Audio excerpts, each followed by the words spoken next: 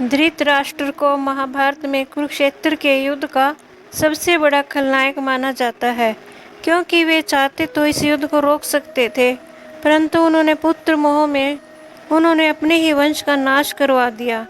धृतराष्ट्र आंखों से ही नहीं, मन और बुद्धि से भी अंधे थे। उन्होंने अपने जीवन में वैसे तो कई पाप किए थे। यहाँ जानिए उनके द्वारा किए गए 7 पापों के बारे में। गांधारी के साथ धोखा। भीष्म ने धृतराष्ट्र का विवाह गांधार की राजकुमारी गांधारी से कर दिया। गांधारी को जब पता चला कि मेरे पति अंधा है, तो उसने भी आंखों पर पट्टी बांध ली। गांधारी का विवाह धृतराष्ट्र से करने से पहले ज्योतिषियों ने सलाह दी कि गांधारी के पहले विवाह पर संकट है, अतः इसका विवाह किसी और से कर दीजिए, फिर धृतराष्ट्र से करें। इसके लिए ज्योतिषियों के कहने पर गांधारी का विवाह एक बकरे से करवाया गया था। बाद में उस बकरे की बलि दे दी गई। कहा जाता है कि गांधारी को किसी प्रकार के प्रकोप से मुक्त करवाने के लिए ही ज्योतिषियों ने यह सुझाव दिया था। इस कारणवश गांधारी प्रतीक रूप में विधवा मान ली गई और बाद में उनका विवाह धृतराष्ट्र से कर दिया गया। गांधारी के परिवार को जेल में डालना। गांधारी एक विधवा थी। जब महाराज धृतराष्ट्र को पता चली तो वे बहुत क्रोधित हो उठे। उन्होंने समझा कि गांधारी का पहले किसी से विवाह हुआ था और वह न मालूम किस कारण मारा गया। धृतराष्ट्र के मन में इसको लेकर दुख उत्पन्न हुआ और उन्होंने इसका दोषी गांधारी के पिता राजा सुबाल को माना। धृतराष्ट्र ने गांधारी के पिता सुबाल को पूरे परिवार सहित कारागार में डाल दिया। कारागार में उन्हें खाने के लिए केवल एक व्यक्ति का भोजन दिया जाता था। केवल एक व्यक्ति के भोजन से भला सभी का पेट कैसे भरता? यह पूरे परिवार को भूखे मार देने की साजिश थी। राजा सुबाल ने यह निर्णय लिया कि यह भोजन केवल उनके सबसे छोटे पुत्र को ही दिया जाए, ताकि उनके परिवार में से कोई जीवित बच जा सके, और वह था शकुनी। यह भी कहा जाता है कि विवाह के समय गांधारी के साथ उनका भाई शकुनी और आयु में बड़ी उनकी एक सखी हस्तिनापुर आई थी और दोनों ही यही रह गए थे। पुत्र के मोह में करवाया युद्ध। पुत्र मोह में धृतराष्ट्र पांडवों के साथ अन्याय कर रहे थे, लेकिन राजा और राज सिंहासन के प्रति निष्ठा के चलते भीष्म उनके साथ बने रहे। धृतराष्ट्र ने अपने पुत्र मोह में सारे वंश और देश का सर्वनाश करा दिया। धृतराष्ट्र चाहते तो वे अपने पुत्र मोह के हठ और अपराध पर लगाम लगा सकते थे, लेकिन उन्होंने ऐसा कुछ नहीं किया और दुर्योधन की गलती करने की अप्रत्यक्ष रूप से छूट दे दी। पांडवों के साथ हुए अति अन्याय के चलते ही महाभारत का युद्ध हुआ। राज सिंहासन पर बैठे धृतराष्ट्र यदि न्याय करता होते तो यह युद्ध टाला जा सकता था। विदुर ने कई बार धृतराष्ट्र को नीति और अनीति के बारे में बताया, लेकिन धृतराष्ट्र ने जानबूझकर विदुर की बातों को नज़रअंदाज किया। चीरहरण के समय धृतराष्ट्र का चुप रहना।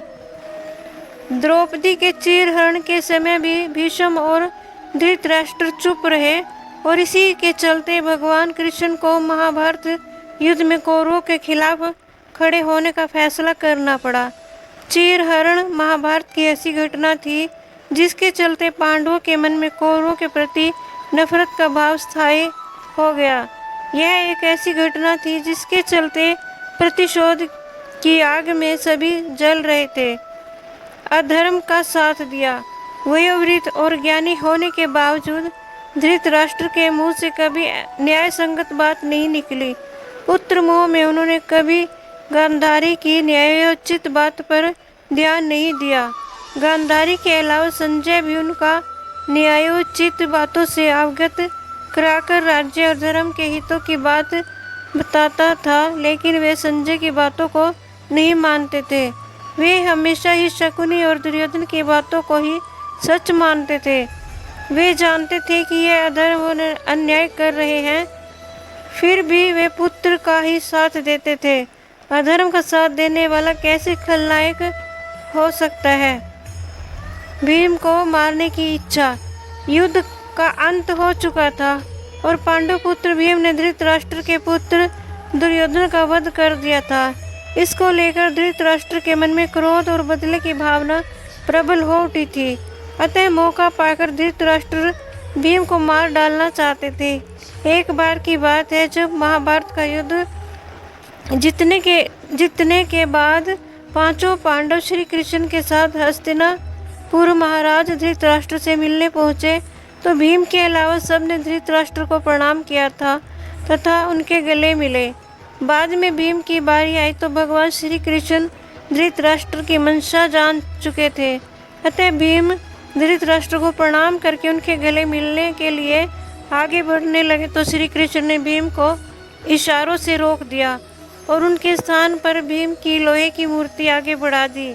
धृतराष्ट्र बहुत शक्तिशाली थे। उन्होंने लोहे की मूर्ति को भीम समझकर पूरी ताकत से दबोच लिया और उस मूर्ति को तोड़ डाला। उनमें क्रोध इतना था कि वे समझ नहीं पाए कि यह तो लोहे की मूर्ति है। भीम की मूर्ति तोड़ने से उनके मुंह से भी खून निकलने लगा था। इसके बाद जब धृतराष्ट्र का क्रोध शांत हुआ तो वे भीम को मृत समझकर रोने लगे। तब भगवान श्री कृष्ण बोले कि भीम तो जीवित है, आपने भीम समझ कर भीम की मूर्ति को तोड़ा। इस प्रकार भगवान श्री कृष्ण ने धृतराष्ट्र से भीम की जान बचाई थी। पूर्व जन्म का पाप। कहते हैं कि पूर्व जन्म में किए पाप के कारण धृतराष्ट्र जन्म से ही अंधे थे और उनके सभी पुत्र मारे गए। दरअसल अपने पूर्व जन्म में धृतराष्ट्र एक बहुत ही निर्दयी और क्रूर राजा थे। एक दिन जब वे अपने सैनिकों के साथ राज्य भ्रमण को निकले तो उनकी नज़र एक तालाब में अपने बच्चों के साथ आराम करते हुए हंस पर पड़ी। उन्होंने सैनिकों को तुरंत आदेश दिया कि उस हंस की आंखें निकाल ली जाएं। सैनिकों ने राजा की आज्ञा का पालन किया। दर्द से बिलखते हुए हंस की आंखों को निकालकर राजा अपने सैनिकों के साथ आगे बढ़ गया। उस हंस की असहनीय पीड़ा के कारण मृत्यु हो गई। इस घटना को देखकर उसके बच्चे भी मृत्यु को प्राप्त हो गए। मरते वक्त हंस ने राजा को शाप दिया कि मेरी ही तरह तुम्हारी भी यही दुर्दशा होगी। इसी शाप के कारण अगले जन्म में धृतराष्ट्र अंधे पैदा हुए तथा उनके पुत्र उसी तरह मृत्यु को प्राप्त हुए जिस तरह हंस के। मृत्यु। महाभारत युद्ध के 15 वर्ष बाद धृतराष्ट्र गांधारी, संजय और कुंती वन में चले जाते हैं। 3 साल बाद एक दिन धृतराष्ट्र गंगा में स्नान करने के लिए जाते हैं और उनके जाते ही जंगल में आग लग जाती है। वे सभी धृतराष्ट्र के पास आते हैं। संजय उन सभी को जंगल से चलने के लिए कहते हैं लेकिन दुर्बलता के कारण धृतराष्ट्र वहां से नहीं जाते हैं। गांधारी और कुंती भी नहीं जाती हैं। जब संजय अकेले ही उन्हें जंगल में छोड़ चले जाते हैं तब तीनों लोग आग में झुलस कर मर जाते हैं। संजय उन्हें छोड़कर हिमालय की ओर प्रस्थान करते हैं जहाँ वे एक सन्यासी की तरह रहते हैं। बाद में नारद मुनि युधिष्ठिर को यह दुखद समाचार देते हैं। युधिष्ठिर वहां जाकर उनके आत्मिक शांति के लिए धार्मिक कार्य करते हैं। दोस्तों, मेरी यह वीडियो देखने के लिए